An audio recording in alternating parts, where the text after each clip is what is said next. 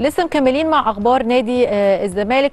يوم الخميس المقبل يوم 9 مايو هو موعد السفر للمغرب استعدادا لمواجهه فريق نهضه بركان المغربي، والمقرر ليها يوم 12 مايو الجاري في ذهاب نهائي بطوله الكونفدراليه الافريقيه. بيدرس دلوقتي مجلس اداره نادي الزمالك برئاسه حسين لبيب الموافقه على سفر بعثه الفريق الاول لكره القدم في نادي الزمالك للمغرب بطياره خاصه، وجه تفكير مجلس اداره نادي الزمالك بسفر الفريق للمغرب على طياره خاصه عشان طبعا يكون في توفير للوقت وللجهد على لعيبه نادي الزمالك قبل المواجهه المهمه جدا، واللي اكيد طبعا هي مرتقبه قصاد بطل المغرب في ذهاب النهائي الافريقي.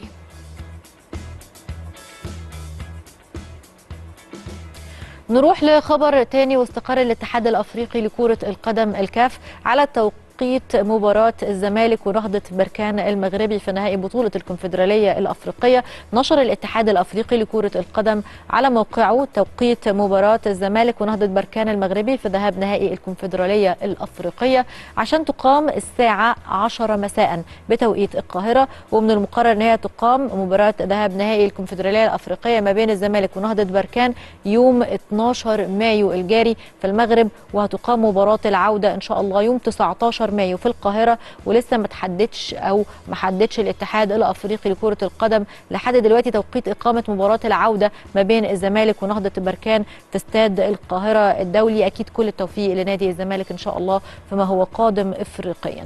نروح بقى لخبر تاني، والخبر ده بيخص برضه الاتحاد الافريقي لكرة القدم اللي اختاروا مسؤولين نادي الزمالك بطاقم التحكيم المكلف بإدارة مباراة نهضة بركان في ذهاب الدور النهائي لبطولة كأس الكونفدرالية الأفريقية. بيقود طاقم التحكيم الحكم الكيني بيتر كاماكو حكم للساحة.